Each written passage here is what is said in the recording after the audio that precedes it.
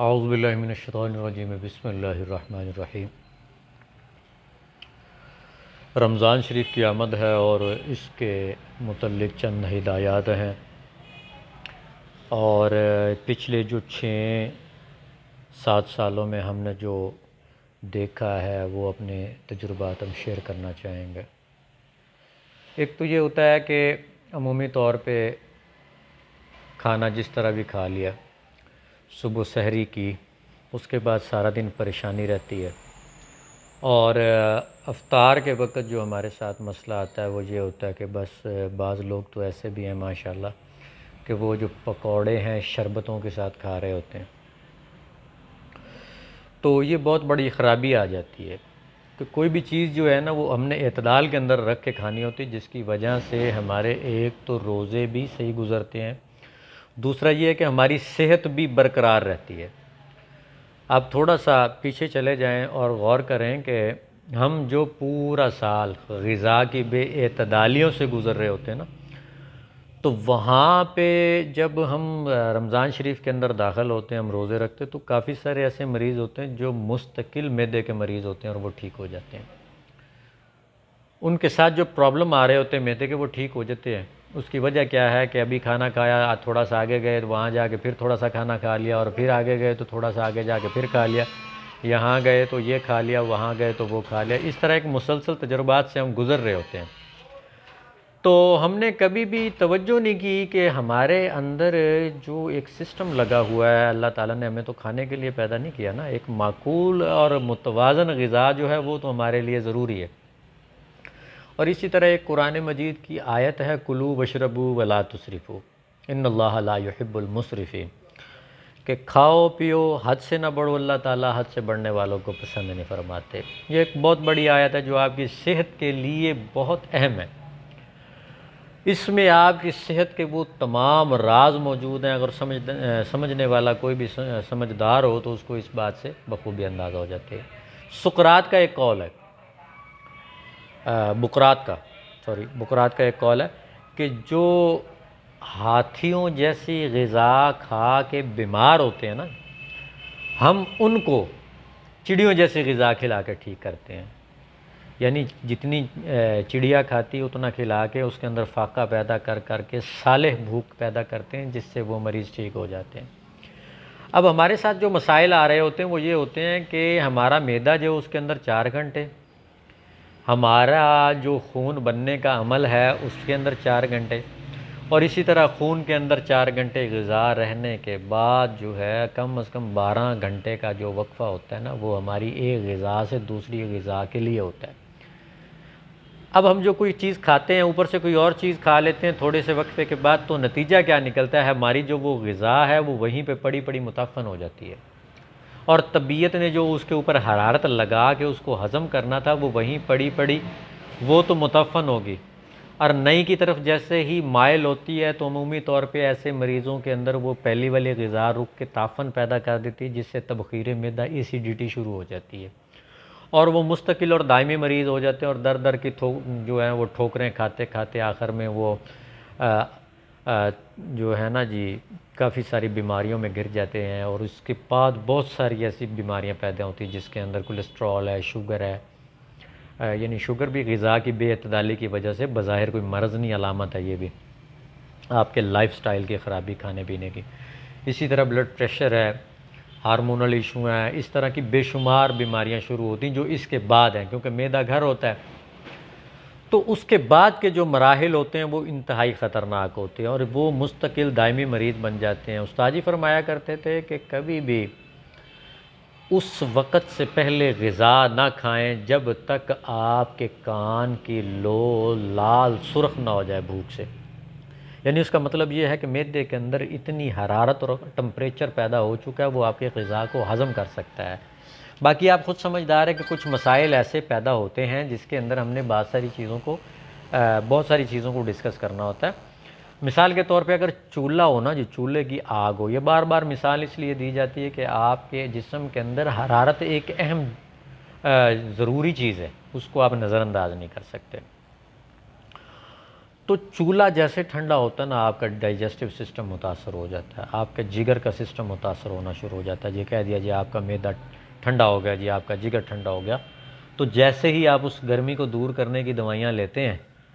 تو وہ جو پیشاب جو آپ کا آ رہا ہوتا ہے نا انتہائی گرم ہوتا ہے، آپ کے جسم کے اندر جتنی بھی داخل ہونے والے ٹھنڈے جوس کبھی بھی ٹھنڈے نہیں نکلتے، پیشاب کو ہاتھ لگا کے دیکھ لیں۔ تو جسم کی وہ جو حرارت ہے اس پہ عمل کر کے اس کے ٹمپریچر کو بیلنس کرنے کی کوشش کر رہی ہوتی ہے، اور وہ سمجھ جاتی ہے کہ اب یہ جسم کے اندر جا کے حرارت توڑ کے جسم کو فنا کر دے گا، جس کی سب سے بڑی مثال یہ ہے کہ گرمیوں کے اندر سورج اتنی گرمی پھیلا رہا ہوتا ہے، اتنے حرارے آپ کے اندر پھینک رہا ہوتا ہے، پوری کائنات گرم ہوتی ہے، آپ کو گرمی لگتی ہے، آپ پنکھا چلا رہے ہوتے ہیں۔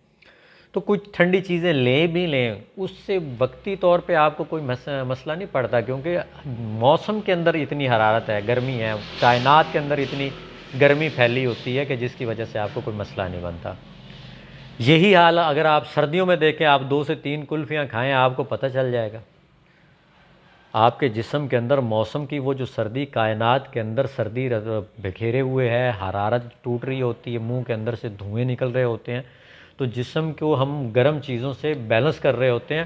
تو وہ جیسے ہی آپ کا ٹمپریچر گرتا ہے آپ کو وہ خطرناک قسم کی بیماریاں، نزلہ، زکام، کھانسی، بخار، سردی، شیورنگ، اس طرح قسم کی جو کیفیات پیدا ہو رہی ہوتی ہیں اس کو سمجھنا بڑا ضروری ہوتا ہے۔ اسی لیے جو سحری ہے نا جی، اس کے بعد جو افطاری کا مرحلہ آتا ہے اس کے اندر غذا کی بے اعتدالی نہیں ہونی چاہیے، ورنہ آپ کافی سارے مسائل میں گرتے ہیں، جس کا سب سے بڑا نقصان یہ ہوتا ہے کہ معدے کے اندر غذا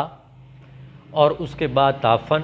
اور اس کے بعد جو ہے نا کیا نام ہے اس کا، غذائی کمی کے باعث بہت سارے مسائل ہوتے ہیں۔ مثال کے طور پہ آپ نماز پڑھ رہے ہیں، ڈکار لے رہے ہوتے ہیں بار بار، یعنی مریضوں کے منہ سے عجیب غریب قسم کے ڈکار نکل رہے ہوتے ہیں، اور بعد میں ان کی ریا کے مسلسل اخراج کے ان کا وضو بھی ٹوٹ رہا ہوتا ہے،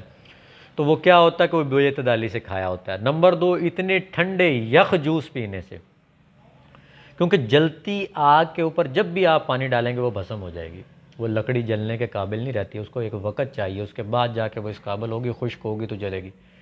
سارا دن معدہ آپ کا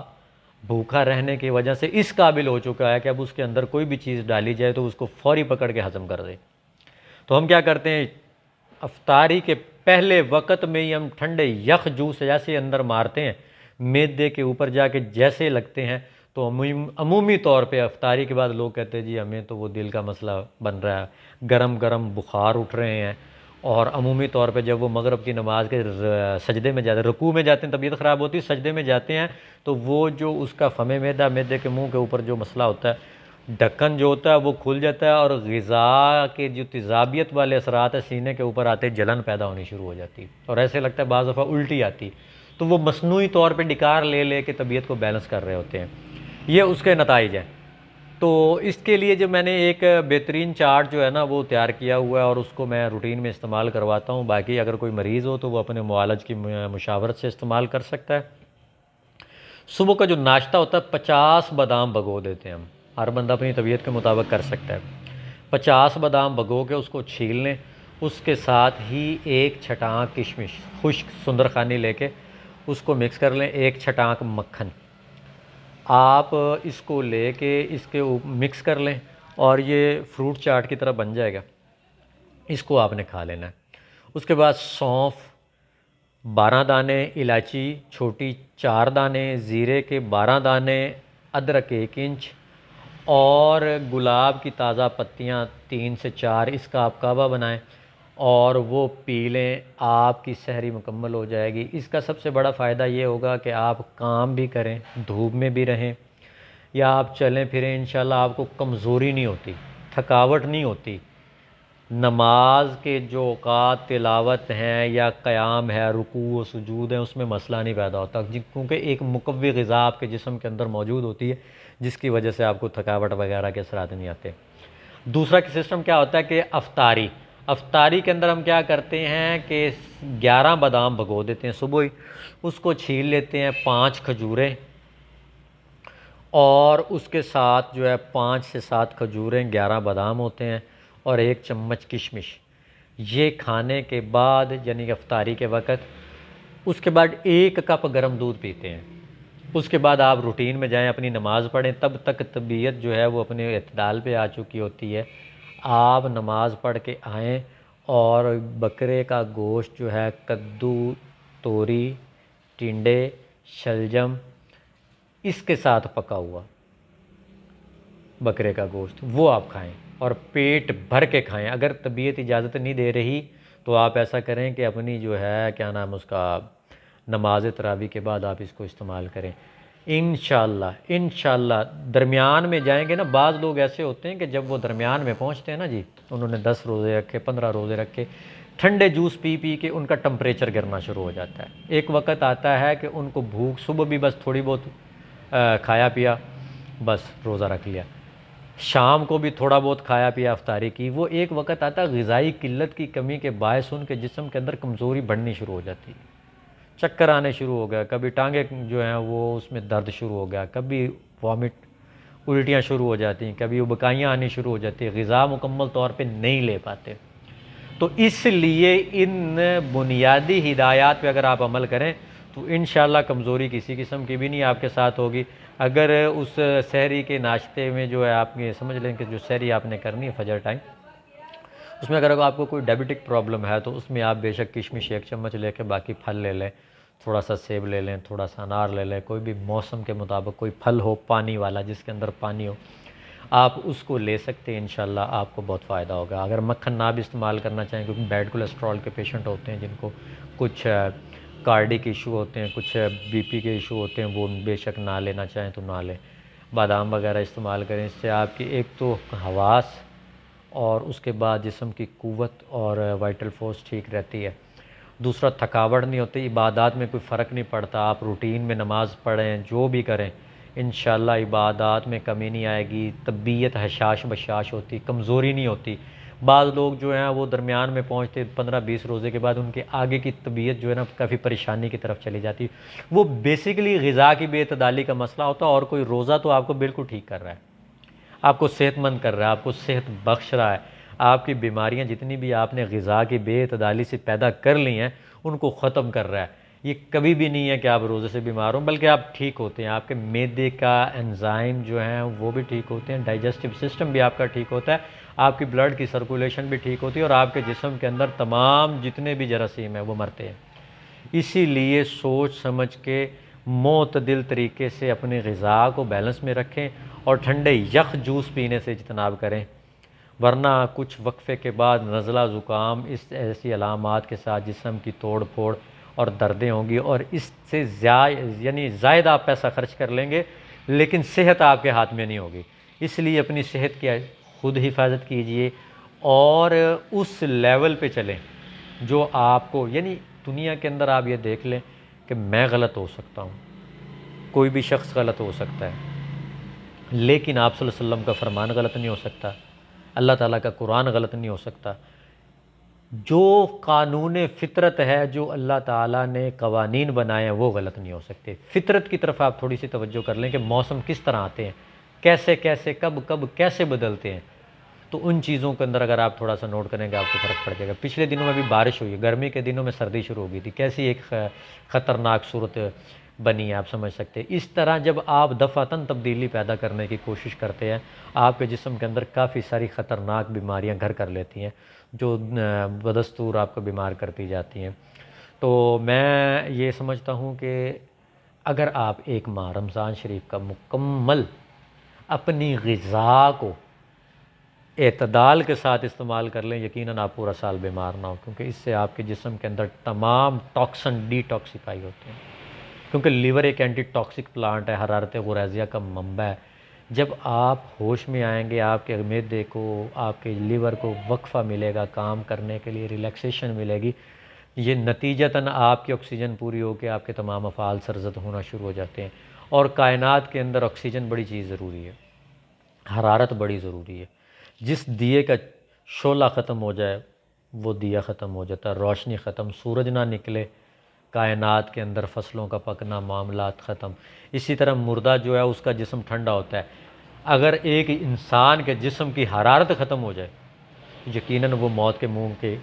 اندر چلا جاتا ہے۔ اسی طرح ہماری جو عمریں کم ہو رہی ہیں وہ بظاہر ہماری حرارت کے ٹوٹنے سے ہو رہی ہیں، اور تیز قسم کی مخدرات، منشیات، اس طرح کی جو ادویات ہیں ان کے استعمال سے ہماری باڈی کے اندر، اور اس طریقے کی جو جم کش ادویاں ہیں ان کی وجہ سے ہمارے باڈی کا جو سسٹم میکنزم ٹوٹ رہا ہے۔ لہٰذا اپنے آپ کو فطرت کے قریب کیجئے، غذا اپنی استعمال کیجئے بہتر سے بہتر، اور اپنے آپ کو آرگینک کر لیجئے۔ اگر آپ اپنی غذا کو صحیح کر لیں گے، اپنا لائف سٹائل چینج کر لیں گے، پرانے اطوار پہ چلے جائیں گے، یقیناً آپ بچ جائیں گے، ورنہ آپ کا جتنا بھی پیسہ ہے